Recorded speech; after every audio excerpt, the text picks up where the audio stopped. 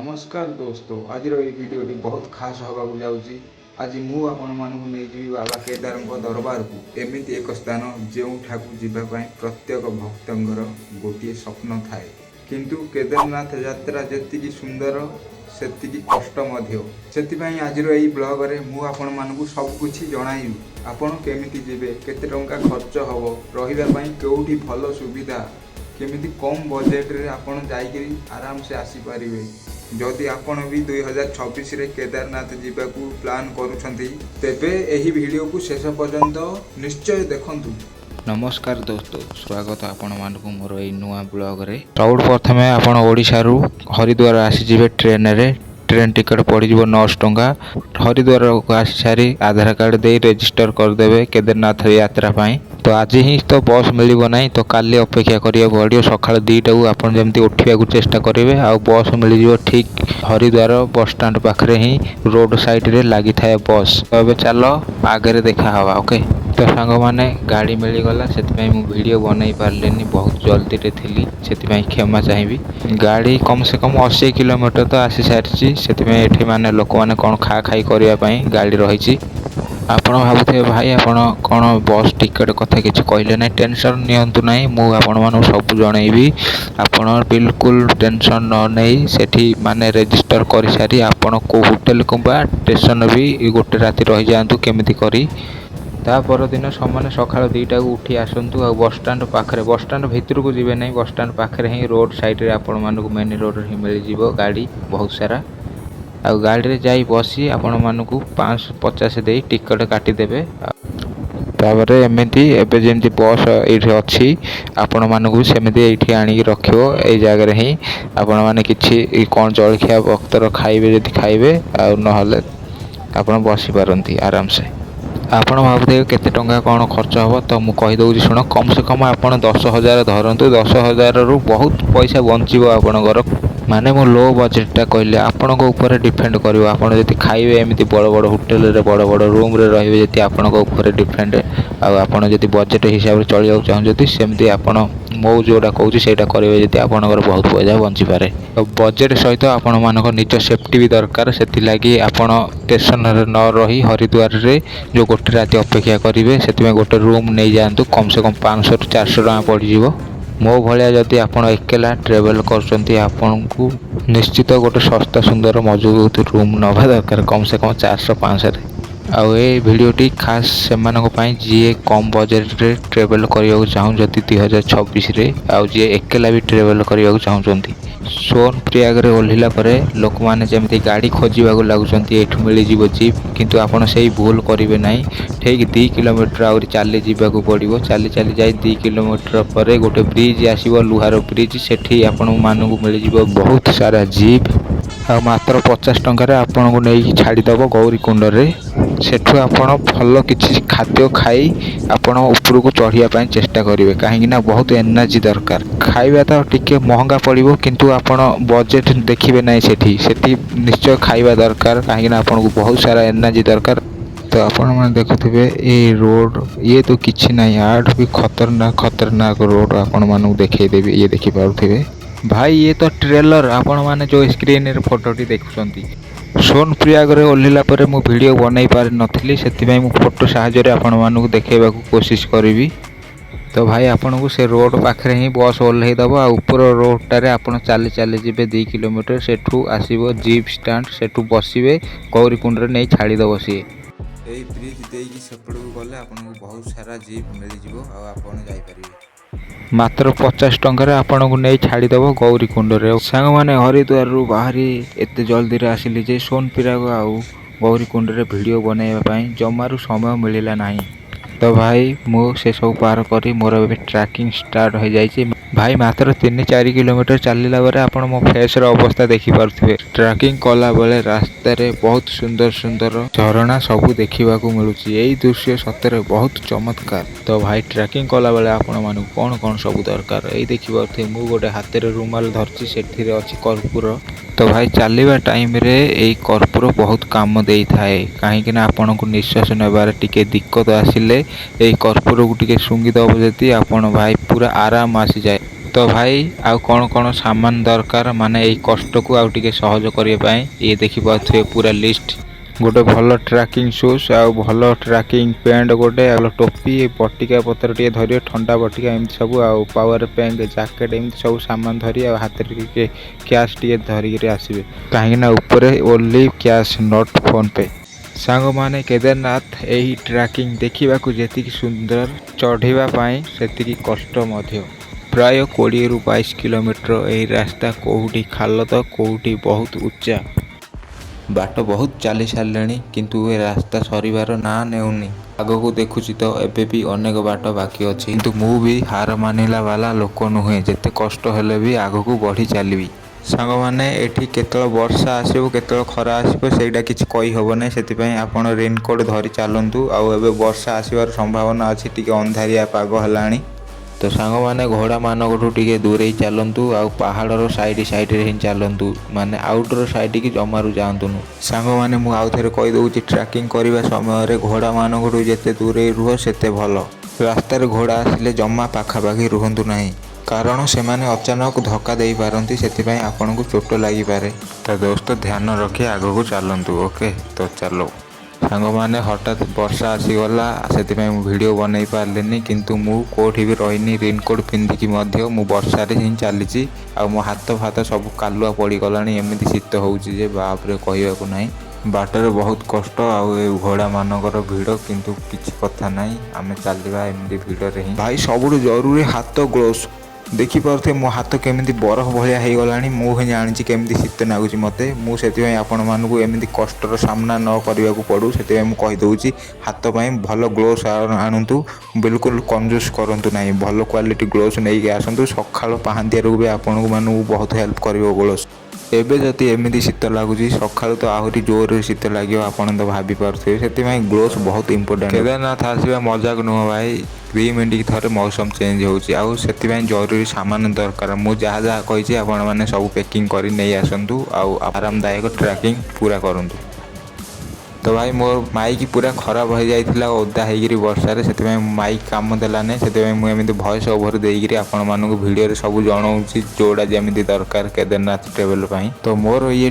Trekking Kedarnath travel रे केते टंका खर्च होला मु आपण को लास्ट रे गोटे लिस्ट बनाई देखाई देबी भाई एबे जस्ट वर्षा होइथिला सेति मुटे तिंती जाइथिली प्रबल शीत लागुची आउ ए देखि पाउथे मंदिर ऊपर भाग टिके टिके देखा जाउची सबुरु इंपोर्टेंट वाटर प्रूफ ग्लोव्स दरकार भाई माने पूरा ठंडा हो नथो जेमिति एमिति ग्लोव्स आनो देखो मो हाथ पूरा लाल पड़ जाइची केमिति ए देखि पाउथे भाई शीत रे पूरा हालत खराब आउ टेंट भी काम दउ नाही आपण माने जदि आसुचंदी टिके भल टेंट नबा कोशिश करिवे मु एमि तरबर रे माने छोट गोटे टेंट नै गली सस्ता रे सेति भाई मो मुंडो हालत पूरा खराब हो गलानी ए देखि पारे केते पतला भाई छत्ता ऊपर जो रहू नै कि कपड़ाटा सेटा आउरी आठ मोटा हबो एटा एते पतला भाई मुंडो हालत पूरा खराब हो गलानी आ भाई मु ए टेंट रे सोइची ना ए तळे माने पानी कादुओ बहुत अछि मु आसिला बेले रात्री सेते देखा गला नै किंतु मु देखी सकाଳେ आपण मानू देखदेवी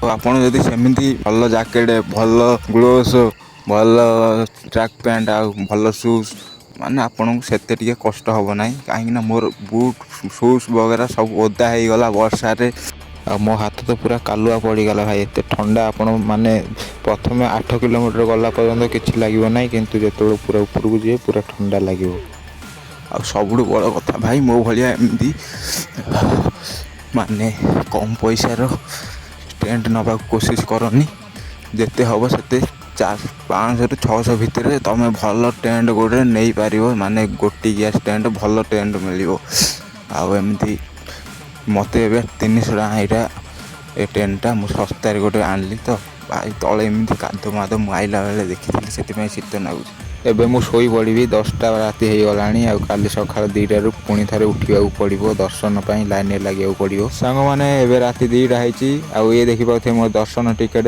एबे जीवा फ्रेश होगी डायरेक्ट जीवा मंदिर पाखु लाइन लगी जीवा भाई एबे पूरा मु फ्रेश हो सारी आ बहुत ठंडा होची बाहर माने देखी पाथे मोर केमती टेंट देखी पाथे पछाड़ू केमती पूरा पानी पानी होगी अच्छी माने एमती बरफ पड़ी जे आपणकर मूल्यवान बैग केबे भी ट्रेन रे छाड़ी के जीवे नाही मु आगो को जणेबी कोठे थोइबे एबे चलो रेडी हेकी जीवा ତ ଆପଣଙ୍କର ବ୍ୟାଗ୍ ମନ୍ଦିର ପାଖରେ ହିଁ ସେଫ୍ଟିରେ ରହିବ ମୁଁ କହିବି।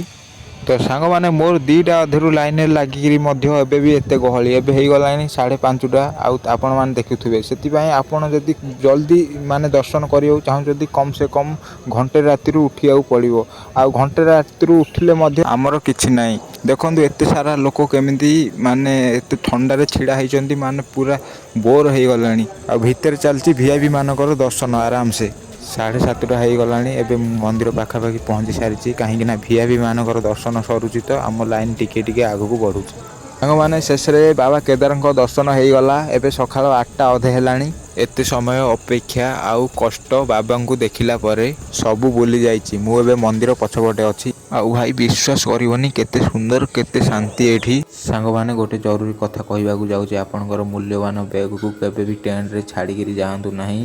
ଆପଣ ଲାଇନରେ ଆସିଲା ବେଳେ ସେଇଠି ଆପଣଙ୍କୁ ମାଗାଯିବ ଟୋକନ୍, ଦର୍ଶନ ଟୋକନ୍। ସେଇଠି ହିଁ ଆପଣ ବ୍ୟାଗ୍ ଓ ଚପଲ ରଖିପାରିବେ। ଆଉ ସେଠି ମାନେ 20 ଟଙ୍କା ମାଗିବ ସିଏ ଚପଲ ବ୍ୟାଗ୍ ରଖିବା ପାଇଁ। ସେଠି ବ୍ୟାଗ୍ ରଖି ଆପଣ ବିନା ଟେନସନରେ ଆରାମସେ ବୁଲି ବୁଲି ଦର୍ଶନ କରନ୍ତୁ, କିଛି ଟେନସନ୍ ନାହିଁ। ଆଉ ଏବେ ଆମେ ଯିବା ଭୈରବ ବାବାଙ୍କ ଦର୍ଶନ କରିବା। ଆଉ ଏଇ ଦେଖିପାରୁଥିବେ ମନ୍ଦିରର କେମିତି ନଜାରା। ପ୍ରଥମେ ଭୈରବ ବାବାଙ୍କ ଦର୍ଶନ କରି ଆସିଯିବା, ତାପରେ କେଦାର ବାବାଙ୍କ ମନ୍ଦିର ପାଖରେ ଫଟୋ ଉଠେଇବା। ଏଇଟା ହେଉଛି ଭୈରବ ବାବାଙ୍କ ମନ୍ଦିର ରାସ୍ତା, ଦେଖିପାରୁଥିବେ। କେଦାରନାଥ ଧାମ ଦର୍ଶନ ପରେ ଏବେ ମୁଁ ଭୈରବ ବାବାଙ୍କ ଦର୍ଶନ କରିବାକୁ ଆସିଛି। କୁହାଯାଏ ଯେ ଭୈରବ ବାବାଙ୍କ ଦର୍ଶନ ବିନା କେଦାରନାଥ ଯାତ୍ରା ସମ୍ପୂର୍ଣ୍ଣ ନୁହେଁ। ବାବାଙ୍କ ଆଶୀର୍ବାଦ ନେଇ ମନକୁ ବହୁତ ଶାନ୍ତି ମିଳୁଛି। ଜୟ ବାବା ଭୈରବ, ଜୟ ବାବା କେଦାର। ମାନ୍ୟତା ଅଛି ଯେ ଶୀତ ଦିନେ ଯେତେବେଳେ ମନ୍ଦିର ଦ୍ୱାର ବନ୍ଦ ହୋଇଯାଏ, ସେତେବେଳେ ଭୈରବ ବାବା ହିଁ ଏହି କ୍ଷେତ୍ରର ରକ୍ଷା କରନ୍ତି। ଏଠାରୁ ପୁରା କେଦାରନାଥ ଦୃଶ୍ୟ ଅତି ଚମତ୍କାର ଦେଖାଯାଉଛି। ଆପଣ ମଧ୍ୟ ଘରେ ବସି ବାବାଙ୍କର ଏହି ଦିବ୍ୟ ରୂପ ଦର୍ଶନ କରନ୍ତୁ। ଆପଣ କେଦାରନାଥ ଆସିଲା ପରେ ସମୟକୁ ନେଇ ବିଲକୁଲ ବ୍ୟସ୍ତ ହୁଅନ୍ତୁ ନାହିଁ। କଷ୍ଟ କରି ଏଠାକୁ ଆସିଛନ୍ତି, ତେଣୁ ପ୍ରଥମେ ଭଲସେ ଦର୍ଶନ କରନ୍ତୁ ଆଉ ବୁଲାବୁଲି କରନ୍ତୁ। ଯଦି ଭାବୁଛନ୍ତି କି ଆଜି ଆପଣମାନଙ୍କୁ ଫେରିବା ପାଇଁ ଗାଡ଼ି ମିଳିବନି ଆଉ ଆଜି ଏଇଠି ହିଁ ରହିବାକୁ ପଡ଼ିବ, ତେବେ ଜମାରୁ ଚିନ୍ତା କରନ୍ତୁ ନାହିଁ। କାହିଁକିନା ଏଠୁ ଯଦି ଆପଣ 2ଟା ବେଳୁ ବାହାରିବେ, ତଳେ ଆପଣ ଆରାମସେ 6ଟା ବେଳେ ପହଞ୍ଚିଯିବେ। ଗୌରୀକୁଣ୍ଡରୁ ଆପଣମାନଙ୍କୁ ଜିପ୍ ନେଇ ଛାଡ଼ିଦେବ ଜିପ୍ ଷ୍ଟାଣ୍ଡରେ। ସେଠୁ ଆପଣ ଚାଲି ଚାଲି ଯିବେ ସୋନପ୍ରୟାଗ। ସୋନପ୍ରୟାଗରୁ ଆପଣମାନଙ୍କୁ ଆରାମସେ ଗାଡ଼ି ମିଳିଯିବ ହରିଦ୍ୱାର ପାଇଁ। ମାନେ 7ଟାରୁ 7ଟା ଅଧେ ପର୍ଯ୍ୟନ୍ତ ଅଭେଲେବଲ୍ ଅଛି ଗାଡ଼ି, ମାନେ 8ଟା ପର୍ଯ୍ୟନ୍ତ ରହୁଛି। ଯଦି ଆପଣ ଟିକେ ସ୍ଲୋ ଚାଲୁଛନ୍ତି ତାହେଲେ ଆପଣ ଘଣ୍ଟେ ବେଳୁ ବି ବାହାରି ପାରନ୍ତି, କିଛି ଟେନସନ୍ ନାହିଁ। ମାତ୍ର 6 ଘଣ୍ଟା ଲାଗିବ ତଳକୁ ଓହ୍ଲିବା ପାଇଁ।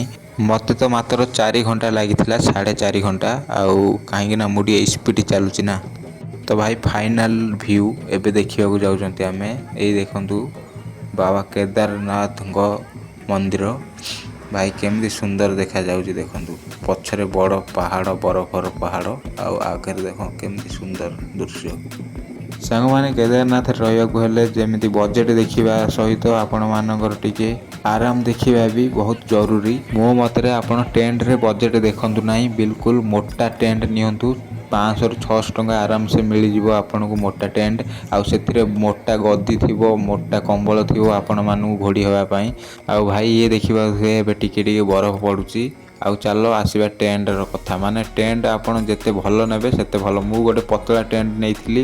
ଆପଣ ତ ଦେଖିଥିବେ, ମୁଁ ଭିଡ଼ିଓରେ ଦେଖେଇଛି କେତେ କଷ୍ଟରେ ଗୋଟେ ରାତି ମୁଁ ବିତେଇଲି। ସେଥିପାଇଁ ମୁଁ ଆପଣମାନଙ୍କ ଭଲ ପାଇଁ କହୁଛି। ମୁଁ ଯେଉଁ କଷ୍ଟ ପାଇଛି ସେମିତି କଷ୍ଟ ଆପଣମାନେ ଯେମିତି ନ ପାଇବେ, ମୁଁ ସେଥିପାଇଁ ସବୁ ଜଣେଇ ଦେଉଛି। ଭଲ ଟେଣ୍ଟ ନିଅନ୍ତୁ ଆଉ ଖାଇବାରେ ବିଲକୁଲ କଞ୍ଜୁସି କରନ୍ତୁ ନାହିଁ, ଭଲ ଖାଇବା ଖାଆନ୍ତୁ। ଆଉ ଏଇ ଦେଖିପାରୁଥିବେ ମନ୍ଦିରର କେମିତି ନଜାରା। ଏବେ ମୁଁ ସବୁଆଡ଼େ ବୁଲାବୁଲି କରିକିରି ଆରାମସେ ଏବେ ମୁଁ ଯିବି, ବିଲକୁଲ ଟେନସନ୍ ନ ନେଇ।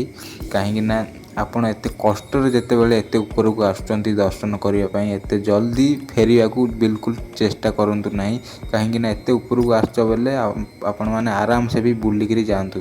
ଏହି ଭିଡ଼ିଓରେ ଆପଣମାନଙ୍କୁ ଯେତିକି ଯାହା ସୁବିଧା ଦରକାର ମୁଁ ଆପଣମାନଙ୍କୁ ସେତିକି ସୁବିଧା କରିବାକୁ ଚେଷ୍ଟା କରୁଛି ଆଉ କରୁଛି ମଧ୍ୟ। ଆଉ ମୋ ଭଳି ଯଦି ଆପଣ ଏମିତି ଜଣେ ଆସୁଛନ୍ତି, ଏକଲା ଆସୁଛନ୍ତି, ସେଥିପାଇଁ ବହୁତ ସତର୍କ ସହିତ ଆପଣଙ୍କୁ ଚଳିବାକୁ ପଡ଼ିବ। ବ୍ୟାଗ୍ ବଗେରାର ଧ୍ୟାନ ଦେଖିକିରି, କାହିଁକିନା ଆପଣଙ୍କୁ ଟଏଲେଟ୍ ବଗେରା ସବୁ ଯିବାର ଅଛି। ଏକଲା ଆସିଲେ ବହୁତ ଦିକ୍କତ ଆସିପାରେ। ହେବ ଯଦି ସବୁଠୁ ବେଷ୍ଟ ଆପଣ 2 ଜଣ ହେଇକିରି ଆସନ୍ତୁ ଆଉ ଆରାମରେ ବୁଲିକି ଯାଆନ୍ତୁ। ତ ସାଙ୍ଗମାନେ ଆଜି ରାତିରେ ମୁଁ ଏଇ ଟେଣ୍ଟରେ ରହିଥିଲି। ପୁରା ବିଲକୁଲ ପତଳା ଟେଣ୍ଟ, ଆଉ ତଳେ ଦେଖନ୍ତୁ କେମିତି କାଦୁଅ। କେଚିଡ଼ା ହେଇକିରି ଅଛି। ସେଥିପାଇଁ ଆପଣ ବିଲକୁଲ ଏମିତି ଟେଣ୍ଟ ବିଲକୁଲ ନେବେ ନାହିଁ। ଏଇ ଟେଣ୍ଟ ଆପଣମାନଙ୍କୁ 300 ନାଖରେ ଦେଇଦେବେ ସେମାନେ, କିନ୍ତୁ ଆପଣ ଏଇ ଟେଣ୍ଟ ବିଲକୁଲ ନିଅନ୍ତୁ ନାହିଁ। ମୋଟା ଟେଣ୍ଟ ଦେଖି ନିଅନ୍ତୁ, ଆରାମରେ ରୁହନ୍ତୁ, କାହିଁକିନା ଆପଣଙ୍କର ଦେହ ବି ଖରାପ ହେଇପାରେ ଏମିତି ଟେଣ୍ଟରେ ରହିଲେ। ବିଲକୁଲ ଏମିତି ଥଣ୍ଡା ଲାଗିଲା ଭାଇ ରାତିରେ, ମୁଁ ହିଁ ଜାଣିଛି।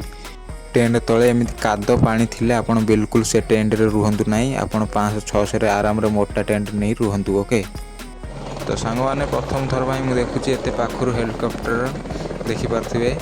ଆଉ ମୁଁ ବି ଏବେ ତଳକୁ ଫେରୁଛି। ହେଲିକପ୍ଟର ବି ଏବେ ଏଇଠୁ ଲୋକମାନଙ୍କୁ ନେବ, ତଳେ ଛାଡ଼ିବ, ଆଉ ତଳୁ ଲୋକମାନଙ୍କୁ ଆଣିବ, ଉପରେ ଛାଡ଼ିବ। ଆଙ୍କମାନଙ୍କୁ ବି ରେଷ୍ଟ ନାହିଁ। ଏବେ ଆମେ ଯିବା ଏବେ ତଳକୁ। ଆହୁରି ଗୋଟେ କଥା ଭାଇମାନେ, ଉପରକୁ ଆସିଲା ବେଳେ ଯେତିକି ଟାଇମ୍ ଲାଗୁଛି ନା, ମୋତେ ଲାଗିଥିଲା 7-8 ଘଣ୍ଟା ଲାଗିଯାଇଥିଲା। ଆଉ ତଳକୁ ଖସିଲା ବେଳେ ମୋତେ ଲାଗିଲା କମ୍ ସେ କମ୍ 4-4.5 ଘଣ୍ଟା ଲାଗିଲା ମୋତେ।